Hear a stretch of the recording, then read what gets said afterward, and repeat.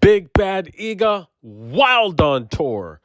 And we have an official upset alert. As always, my coverage is brought to you via the Doctrine of Fair Use, the Fair Dealing, and the Digital Millennium Act. The giant from Kazakhstan dominating. Iga's Bakery is open, but they're not taking orders.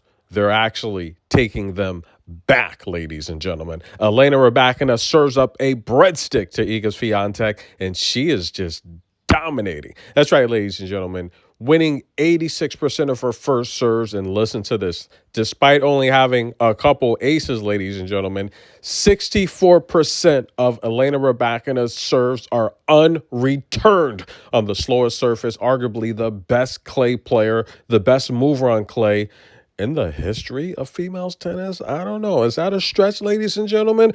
But she is not even returning these bombs from the giant from Kazakhstan.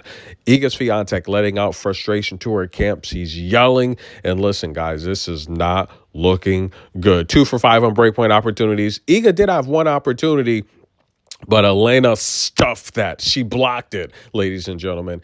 Iga Swiatek struggling to get her first serves in play. I talked in the pre-match video. Go watch that. Look, Iga Swiatek only 50% of her first serves in play last time. Only 44%. That's right, against Jacqueline Christian. She's losing 55% of her first serves, losing 47% of her second serves. Elena doubling up the winner count.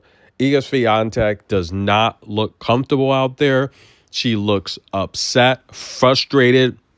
And like I told you guys, Elena is going to dominate this match. And sure enough, she is doing just that.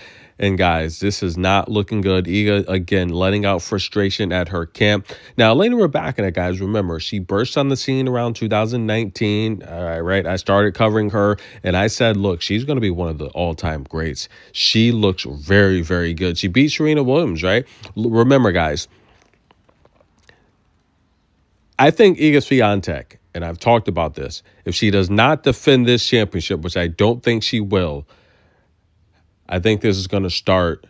This is going to be the beginning of her decline. And a lot of people have said it's already started, but when I talk about decline, I mean towards the outer portions of the top 10. Maybe such as Elena Rybakina, who's ranked, 12th right now on the World Tour? I could see Iga sliding out of the top 10. Iga's favorite surface is clay. If she's not winning titles on clay, that concerns me, ladies and gentlemen.